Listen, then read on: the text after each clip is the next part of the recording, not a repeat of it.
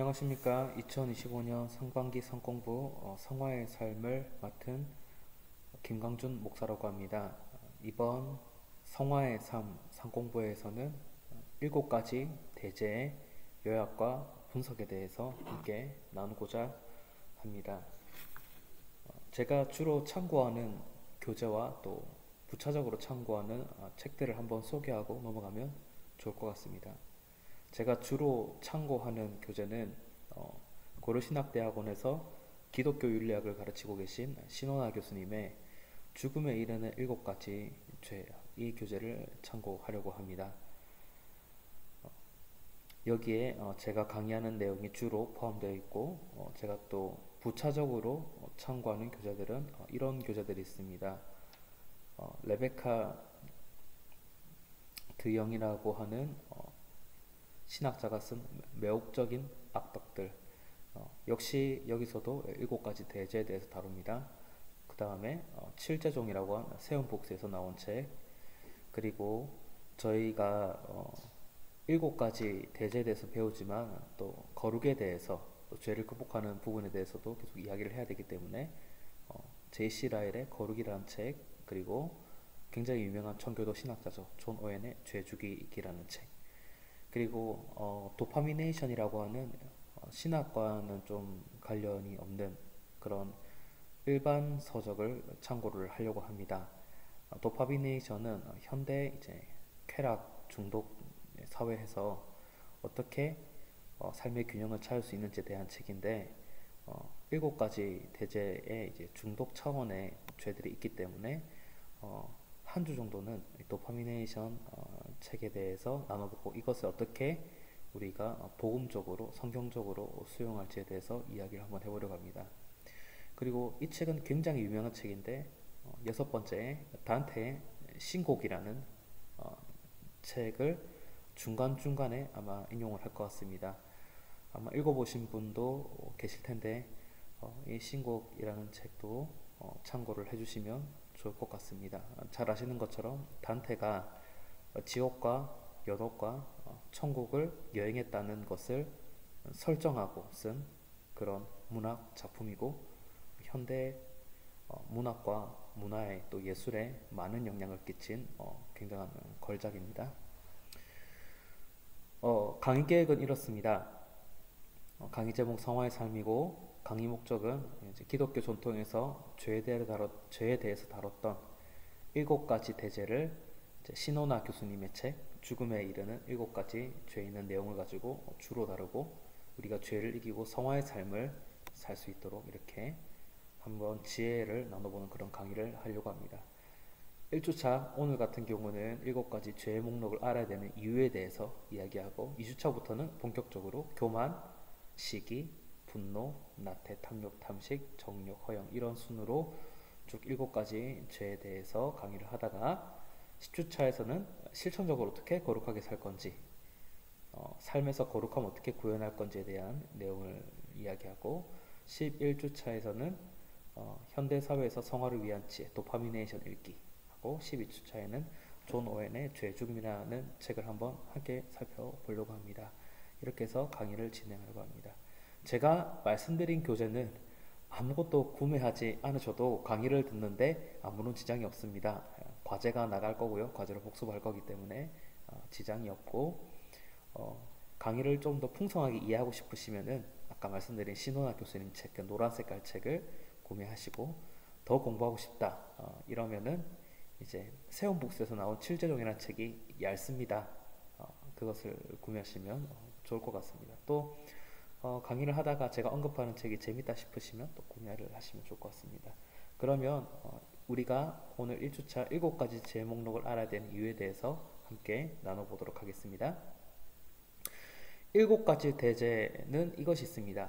교만, 시기, 분노, 나태, 탐욕, 탐식, 정욕 이 7가지의 죄 목록을 7가지 대제, 7대제라고 합니다. 영어로는 The Seven Deadly Sins라고 해서 죽음에 이르는 7가지 죄 이렇게 되어 있습니다. 굉장히 치명적인 죄 7가지를 목록을 나열한 것입니다.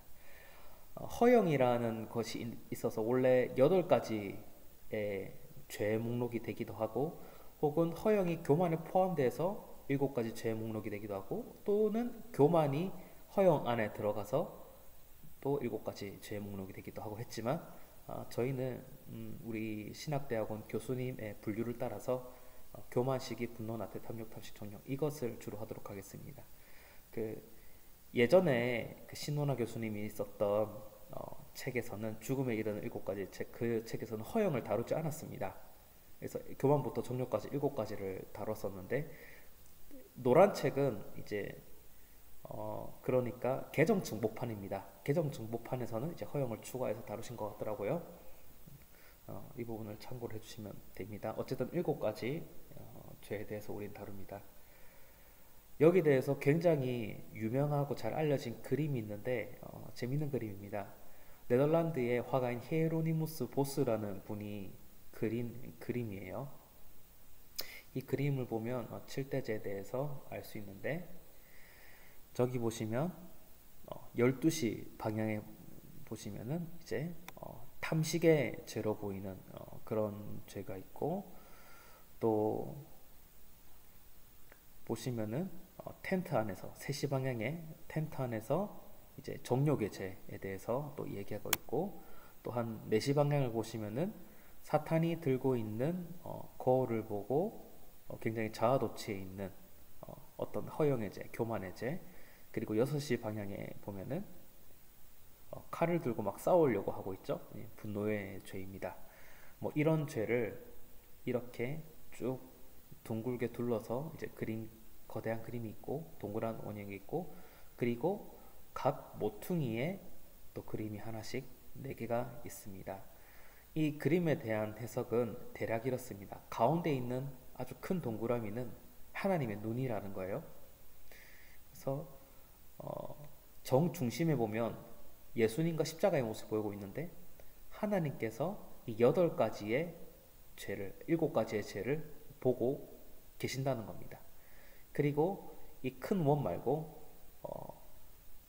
4개의 작은 원들은 인간의 끝에, 인간의 종말, 인생의 끝이 어떤 모습인가에 대해서 얘기하는데, 첫 번째 원은, 그러니까 왼쪽 상단에 있는 첫 번째 원은 사람이 마지막 임종을 맞이할 때 천사와 악마의 그림이 나와있죠, 침대 위에.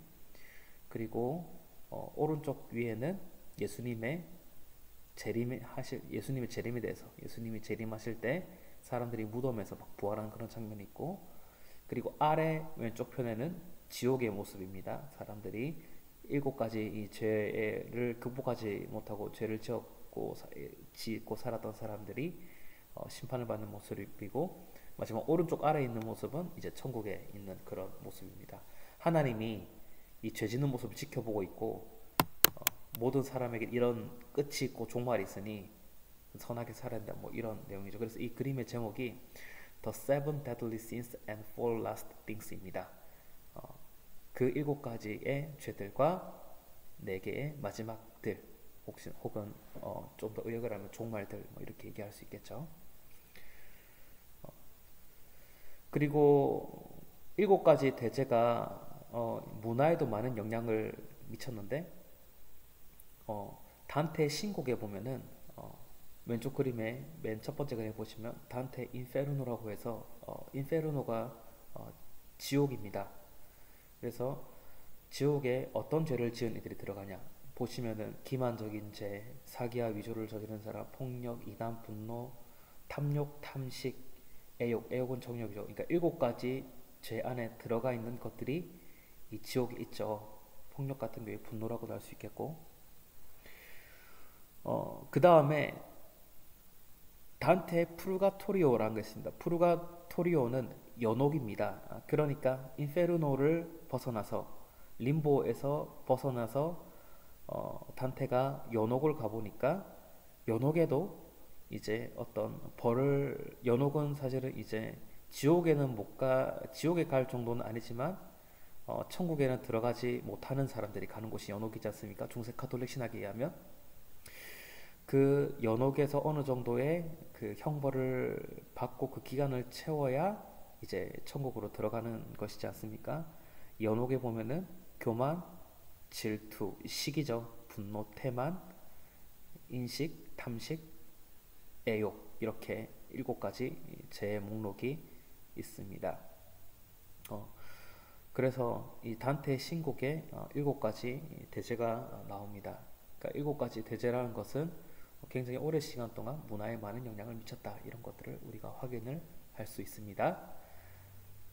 그리고 지금 이 시대에도 현대에도 7가지 대제가 문화에 많이 들어왔는데 젊은 사람들 보는 애니메이션이나 게임에도 이런 것들이 많이 들어와 있습니다. 이 강의를 청년분들이 들으실지는 잘 모르겠습니다만 아마 많이 그분들이 들으신다면은 이 작품을 아마 한 번쯤은 접해보셨을 것 같습니다. 강철의 연꽃술사라는 애니메이션에 7가지 대제의 이름을 딴 빌런들, 악당들이 나옵니다. 그리고 7가지 대제의 이름을 딴 기사들이 나오는 그런 애니메이션도 있고 이것이 게임으로도 이렇게 나왔습니다.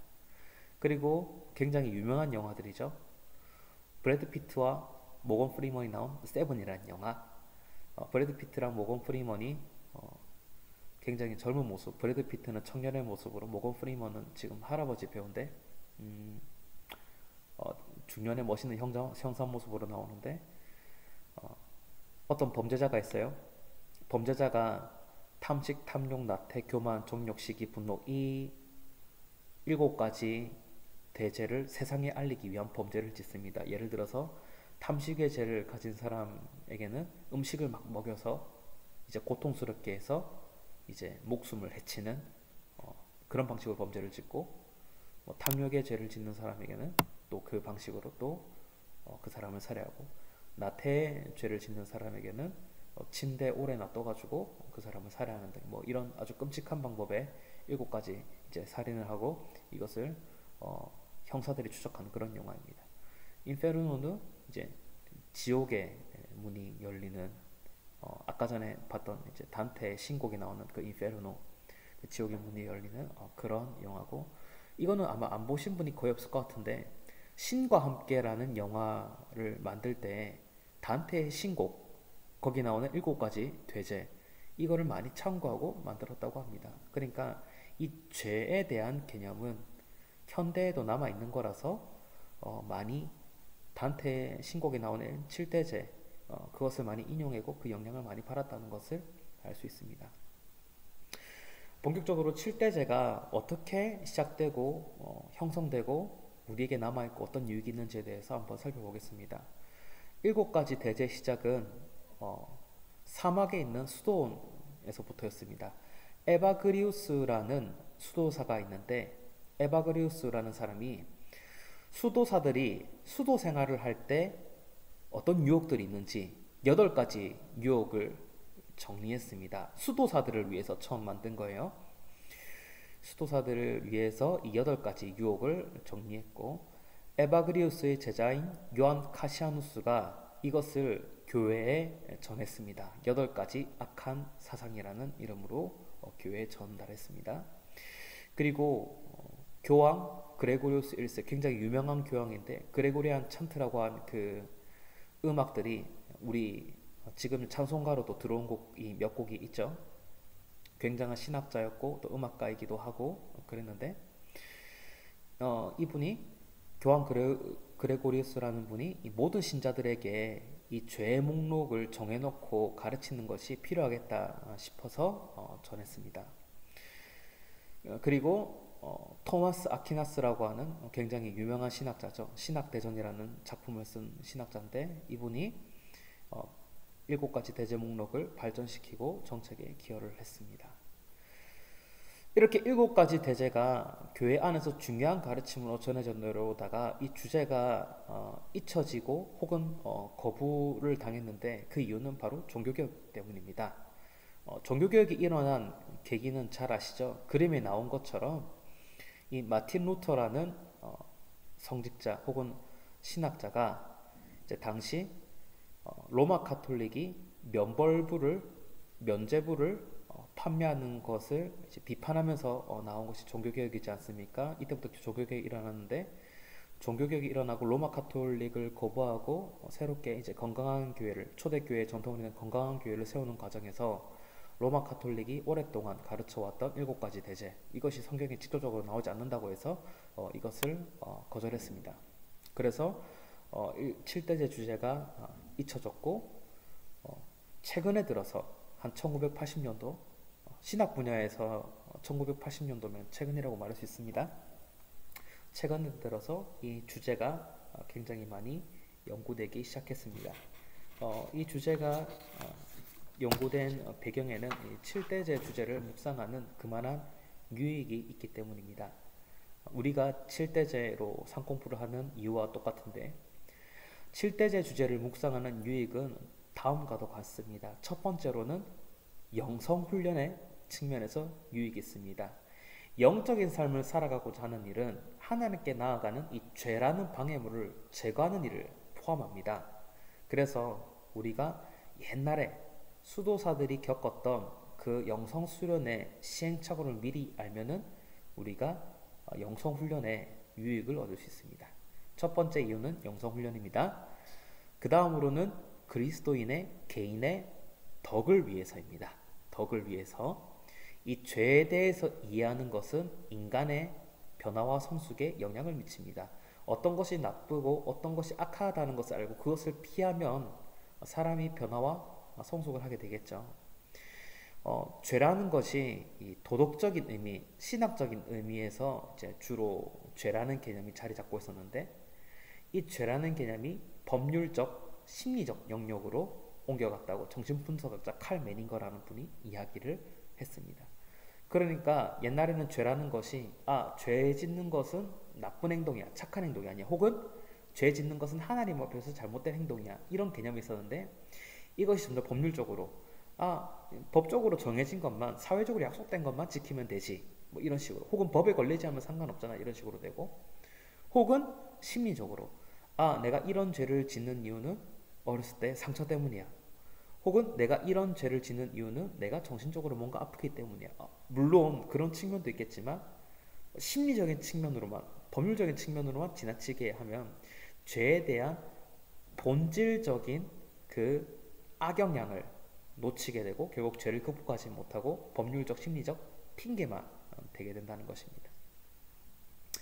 그리고 7대제 주제를 묵상하는 유익은 7가지 선에 대한 관심을 고양시키기 위함이다. 7주 선이란 게 있는데 프루덴티우스라는 문학가가 7주 선을 만들었습니다. 이것은 초대교회 전통에서 이어져 내려온 것을 정리한 것인데, 그러니까 우리가 7대제라고 했을 때 교만, 시기, 분노, 나태, 탐욕, 탐식, 정욕 이것을 말하는데 이것을 다시 겸손, 자선, 친절, 인내, 정결, 절제, 근면 이걸로 반대돼서 좋은 것들 목록을 정한 겁니다. 7대제를 묵상하면 7주 선에 대한 관심도 생기고 우리가 선에 대해서도 우리가 계속 훈련을 할 수 있다고 하는 것입니다. 그리고 7대제 주제를 묵상하는 마지막 유익은 공동체와 사회 회복을 위해서입니다. 7가지 대제는 자신만 파괴하고 자신만 죄를 짓게 하는 것으로 끝내지 않습니다. 주로 공동체에 해악을 끼치고 공동체의 같은 죄를 경쟁적으로 전염시키고 서로를 죄를 짓는 것을 정당화시키는 이런 영향을 미칩니다. 쟤도 저렇게 나쁘게 사네, 나도 그렇게 살아야지. 혹은 다른 사람이 죄를 짓는 것을 보고 나도 저렇게 살면은 좀 쾌락적으로 재미있게 괜찮게 살 수 있겠는데, 이런 식으로 하는 것입니다.